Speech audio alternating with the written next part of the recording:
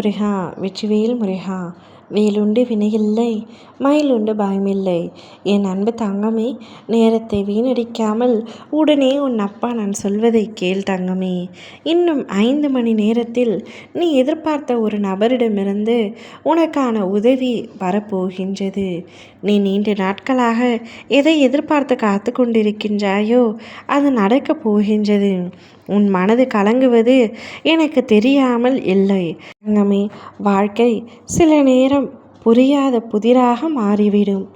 ஆனால் அதற்காக நீ பயம் கொள்ளக்கூடாது. நீ எந்தவித பயமும் கொள்ளக்கூடாது. நான் உன் பக்கம் நிழலாய் இருக்கின்றேன். தோல்வி வந்ததா, அதுவும் என் திட்டத்தில்தான் தங்கமே.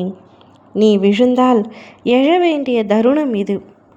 உனக்கு பாதை தெரியவில்லையா? பரவாயில்லை, நான் தான் உன் பாதை. நான் இருக்கின்றேன். நீ நிம்மதியாக இரு. நீ எந்த நாளும் தனியாக இல்லை.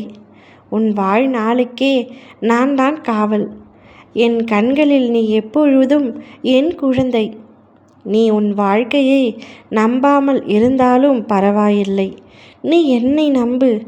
முன்னே போ தங்கமே. தைரியமாக உன் அப்பா நான் உன்னுடன் உன் பின்னே வருகின்றேன். ஒவ்வொரு அடி நீ எடுத்து வைக்கும் பொழுதும் உன் வெற்றி படிக்கட்டுகளாக மாற்றி உன்னை அழகு பார்ப்பது என்னுடைய வேலை.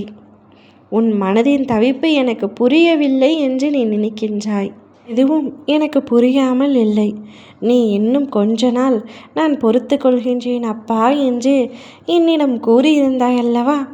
அப்படி நீ பொறுத்து கொண்டதால் சில கர்ம வினைகளை ஏற்று நீ அனுபவித்து விட்டதால் அவை முடிவுக்கு வருகின்றன. இன்னும் சில நாட்களில் உனக்காக நான் யாரிடம் பேச வேண்டுமோ அவரிடம் பேசுவேன்.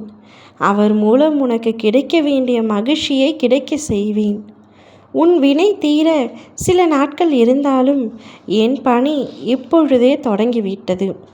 எண்ணி 5 மணி நேரத்தில் அதற்கான அழைப்பு உனக்கு வரும். அப்பொழுது நீ மகிழ்ச்சியாக இருப்பாய்.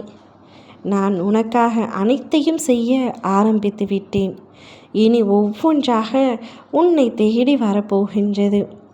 நீ பெரும்பாலும் எதை நினைத்து கொண்டே இருக்கின்றாயோ அது முடிய போகின்றது.